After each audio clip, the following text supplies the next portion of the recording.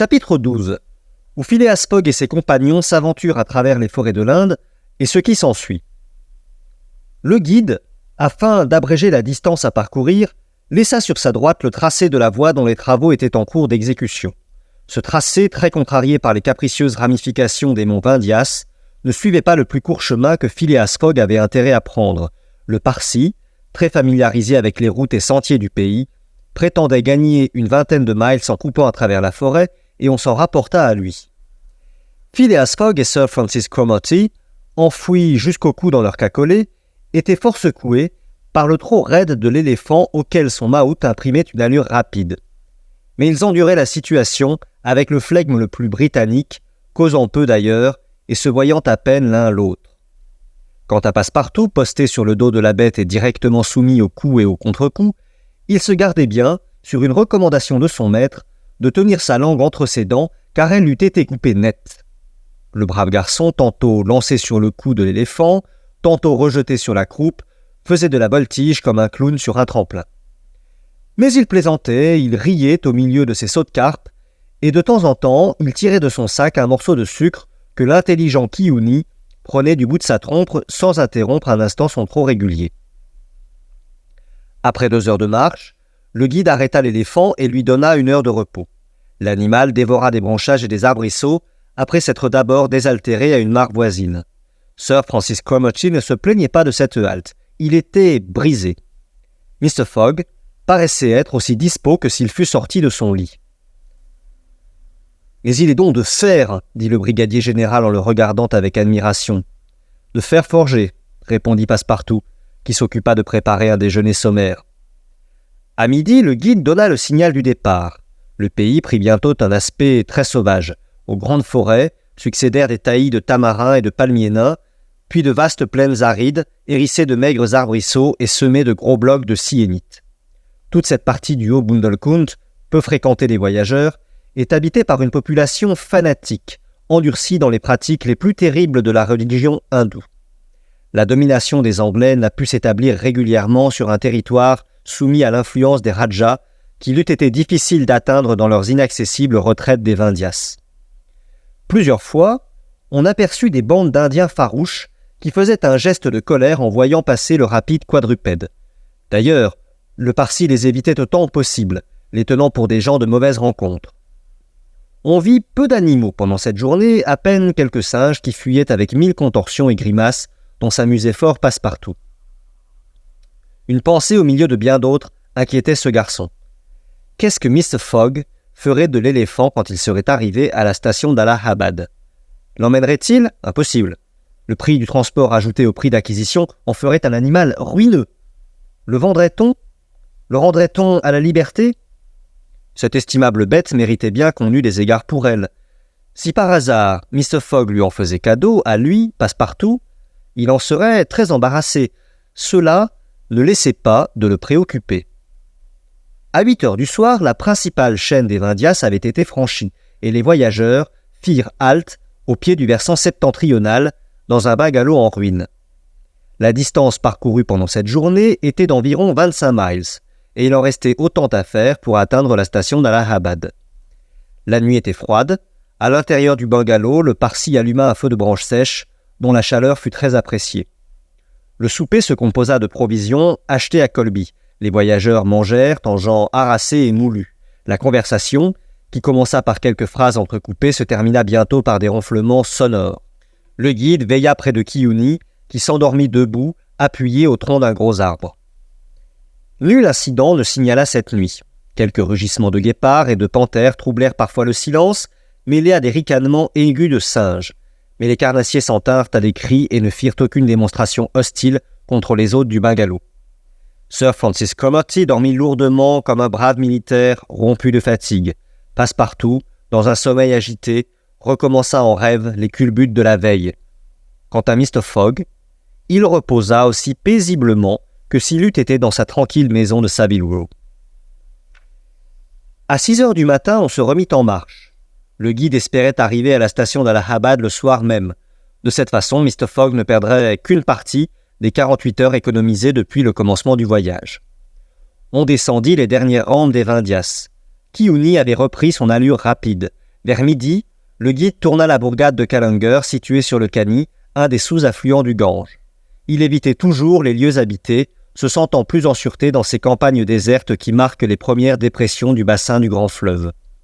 La station d'Allahabad n'était pas à 12 miles dans le nord-est. On fit halte sous un bouquet de bananiers, dont les fruits, aussi sains que le pain, aussi succulents que la crème, disent les voyageurs, furent extrêmement appréciés. À 2 heures, le guide entra sous le couvert d'une épaisse forêt qu'il devait traverser sur un espace de plusieurs miles. Il préférait voyager ainsi à l'abri des bois. En tout cas, il n'avait fait jusqu'alors aucune rencontre fâcheuse, et le voyage semblait devoir s'accomplir sans accident. Quand l'éléphant, donnant quelques signes d'inquiétude, s'arrêta soudain. Il était 4 heures alors. « Qu'y a-t-il » demanda Sir Francis Cromarty, qui releva la tête au-dessus de son cacolet. « Je ne sais, mon officier, » répondit le Parsi en prêtant l'oreille à un murmure confus qui passait sous l'épaisse ramure. Quelques instants après, ce murmure devint plus définissable. On eût dit un concert encore fort éloigné de voix humaines et d'instruments de cuivre. Passepartout était tout yeux, tout oreille. Mr. Fogg attendait patiemment, sans prononcer une parole. Le Parsi sauta à terre, attacha l'éléphant à un arbre et s'enfonça au plus épais du taillis. Quelques minutes plus tard, il revint, disant « Une procession de brahmanes qui se dirige de ce côté. S'il est possible, évitons d'être vus. » Le guide détacha l'éléphant et le conduisit dans un fourré en recommandant aux voyageurs de ne point mettre pied à terre. Lui-même se tint prêt à enfourcher rapidement sa monture si la fuite devenait nécessaire.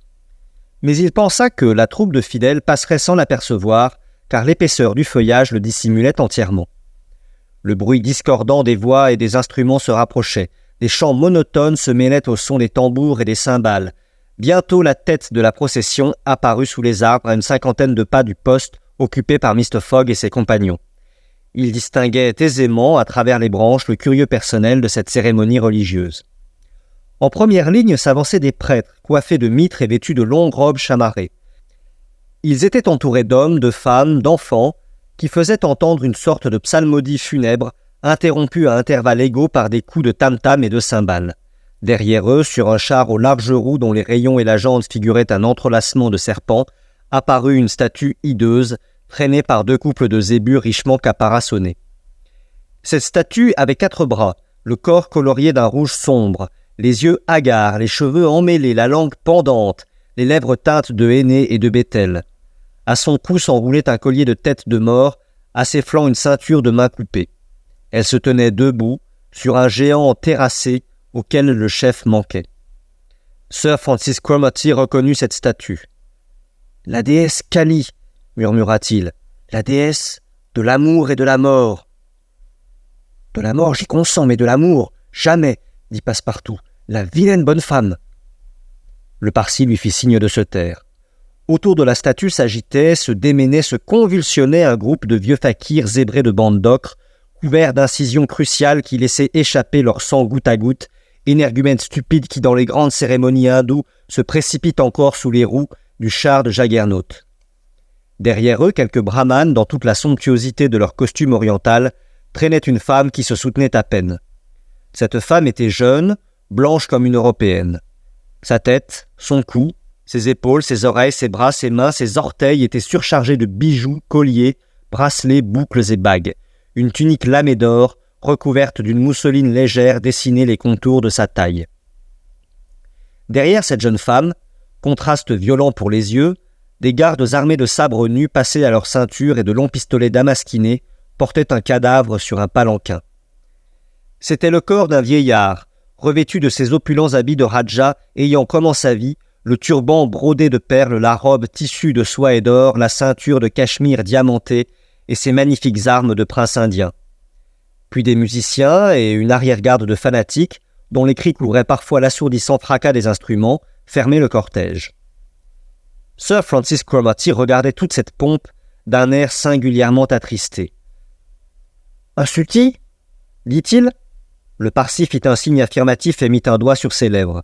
La longue procession se déroula lentement sous les arbres, et bientôt ces derniers rangs disparurent dans la profondeur de la forêt.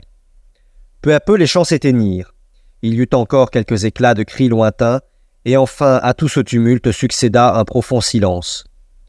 Phileas Fogg avait entendu ce mot prononcé par Sir Francis Cromarty, et aussitôt que la procession eut disparu, « Qu'est-ce qu'un sutty » demanda-t-il. « Un sutty, Mr. Fogg, » répondit le brigadier général, « c'est un sacrifice humain, mais un sacrifice volontaire.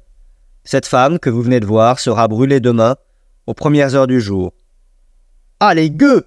s'écria Passepartout, qui ne put retenir ce cri d'indignation. « Et ce cadavre ?» demanda Mr. Fogg. « C'est celui du prince, son mari, » répondit le guide, « un Rajah indépendant du Bundelkund. »« Comment ?» reprit Phileas Fogg sans que sa voix trahît la moindre émotion. « Ces barbares coutumes subsistent encore dans l'Inde, et les Anglais n'ont pu les détruire ?»« Dans la plus grande partie de l'Inde, » répondit Sir Francis Cromarty, « ces sacrifices ne s'accomplissent plus, mais nous n'avons aucune influence sur ces contrées sauvages, et principalement sur ce territoire de Bundelkund. Tout le revers septentrional des Vindhyas est le théâtre de meurtres et de pillages incessants. »« La malheureuse !» murmurait Passepartout. « Brûlée vive !»« Oui, » reprit le brigadier général, « brûlée. Et si elle ne l'était pas, vous ne sauriez croire à quelle misérable condition elle se verrait réduite par ses proches. On lui raserait les cheveux, on la nourrirait à peine de quelques poignées de riz, on la repousserait, elle serait considérée comme une créature immonde et mourrait dans quelque coin comme un chien galeux. Aussi, la perspective de cette affreuse existence pousse-t-elle souvent ces malheureuses au supplice, bien plus que l'amour ou le fanatisme religieux. Quelquefois, cependant, le sacrifice est réellement volontaire et il faut l'intervention énergique du gouvernement pour l'empêcher. Ainsi, il y a quelques années, je résidais à Bombay quand une jeune veuve vint demander au gouverneur l'autorisation de se brûler avec le corps de son mari. Comme vous le pensez bien, le gouverneur refusa. Alors, la veuve quitta la ville, se réfugia chez un Rajah indépendant, et là, elle consomma son sacrifice. Pendant le récit du brigadier général, le guide secouait la tête, et quand le récit fut achevé, « Le sacrifice qui aura lieu demain, au lever du jour, n'est pas volontaire, dit-il. »« Comment le savez-vous ?»« C'est une histoire que tout le monde connaît dans le Bundelkund, » répondit le guide. « Cependant, cet infortuné ne paraissait faire aucune résistance, fit observer Sir Francis Cromarty.